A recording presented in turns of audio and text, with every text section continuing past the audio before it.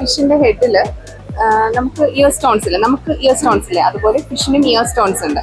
അപ്പൊ അതിൽ 3 year stones ആണ് ഉള്ളത്. അതിലൊരു ഇയർ സ്റ്റോൺ സെജിക്ക എന്ന് പറയുന്ന ഇയർ സ്റ്റോൺ ഉണ്ട്. അപ്പൊ അത് ഏറ്റവും വലിയ ഇയർ സ്റ്റോൺ ആണ്. അത് എല്ലാ മീനിനും ഉണ്ട്. പക്ഷെ ഈ സമുദ്രത്തിന്റെ ഒക്കെ താഴെത്തട്ടിലുള്ള മീനുകൾക്കാണ്, അധികം മൂവ്മെന്റ് ഒന്നും ചെയ്യാത്ത മീനുകൾക്കാണ് ഈ വലിയ ഇയർ സ്റ്റോൺ ഉള്ളത്. ഇതിനെ നമ്മൾ ഓട്ടോലിത്ത് എന്നാണ് പറയുന്നത്. അപ്പൊ ഇത് സ്റ്റാർ ഗേസർ എന്ന് പറയുന്ന ഒരു ഫിഷ് ഉണ്ട്. ആ സ്റ്റാർ ഗേസറിന്റെ ഓട്ടോലിറ്റ്സ് ആണിത്. ഈ ഓട്ടോലിറ്റ്സ് എല്ലാം സ്റ്റാർ ഗേസറിന്റെ ആണ്. നമുക്ക് ഏറ്റവും വലിയ ഓട്ടോലിറ്റ്സ് കിട്ടുന്നത് നമുക്ക് ഗ്രൂപ്പേഴ്സിന് കിട്ടും.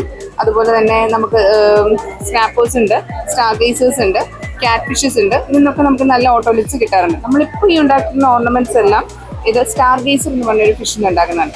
അപ്പം ഇത് ആക്ച്വലി നമ്മൾ ഈ ഓട്ടോലിത്ത് യൂസ് ചെയ്യുന്നത് ഈ ഫിഷിന്റെ ഏജ് അറിയാൻ വേണ്ടി, ഫിഷ് എവിടെ നിന്നാണ് വരുന്നതെന്ന് അറിയാൻ വേണ്ടി, പിന്നെ ഒരു ഫിഷിനെ ഐഡന്റിഫൈ ചെയ്യാൻ തന്നെ നമ്മൾ ഈ ഓട്ടോലിത്ത് ഉപയോഗിക്കാറുണ്ട്. അപ്പൊ ഇതിനൊക്കെ നമ്മൾ ഉപയോഗിച്ച് കഴിഞ്ഞപ്പം ഈ ഓട്ടോലിത്തിന്റെ ഈ ഒരു ഓർണമെന്റൽ വാല്യൂ കണ്ടപ്പം നമ്മൾ ശരിക്കും എന്ത് ചെയ്തു, ഇതിനെ ഈ ഒരു ഓർണമെന്റൽ പർപ്പസിലേക്ക് യൂസ് ചെയ്യാം. പിന്നെ ഇന്ത്യയിലല്ല, ഫോറിൻ കൺട്രീസിലൊക്കെ ഈ ഇയർ സ്റ്റോൺസ് ഇല്ലേ, ഇതൊരു ലക്കി സ്റ്റോൺ ആയിട്ടാണ് കരുതിയത്. അതായത് ഫിഷർമാനൊക്കെ പോകുമ്പം അവർ ഈ സ്റ്റോണും കൊണ്ടാണ് പോകുന്നത്. അപ്പോൾ അവർക്ക് നല്ല ഫിഷറി ഉണ്ടാവും, നിറയെ ഫിഷിനെ കിട്ടും എന്നൊക്കെ ഒരു വിശ്വാസമുണ്ട്.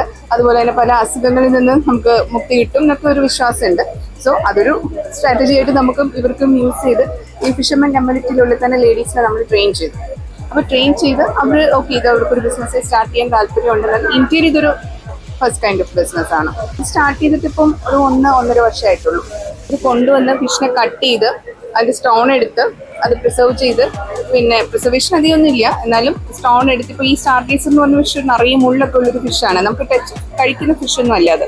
അപ്പോൾ അത് കൊണ്ടുവന്ന് അതിനുള്ള കല്ലെടുക്കാന്ന് പറഞ്ഞാൽ ഭയങ്കര ബുദ്ധിമുട്ടുള്ള കാര്യം. അപ്പോൾ ഇവർ തന്നെ പോയി കളക്ട് ചെയ്ത് കൊണ്ടുവന്ന് കല്ലെടുത്ത് ഇങ്ങനെ ഓർണമെന്റ്സിന് ഈ ഐറ്റംസ് ഒക്കെ ബൾക്കായിട്ട് വാങ്ങി ഇവർ തന്നെ ഡിസൈൻ ചെയ്ത് ഉണ്ടാക്കുന്ന ഓർണമെന്റ്സ് ആണ്. അപ്പം നമ്മളിപ്പോൾ ഇത് തിരുവനന്തപുരത്താണ് ഇവരുടെ ഒരു സെൽഫ് ഹെൽപ്പ് ഗ്രൂപ്പ് ഉള്ളത്. അപ്പോൾ അത് തിരുവനന്തപുരത്ത് ഒരു ക്രാഫ്റ്റ് വില്ലേജ് എന്ന് പറഞ്ഞിട്ട് ഗവൺമെന്റിന്റെ തന്നെ ഒരു ഓർഗനൈസേഷൻ ഉണ്ട്. അവിടേക്ക് കുറച്ച് എക്സിബിഷന് വേണ്ടിയിട്ട് കൊടുത്തിട്ടുണ്ട്. അവിടുന്ന് സെയിൽ പോകുന്നുണ്ട്.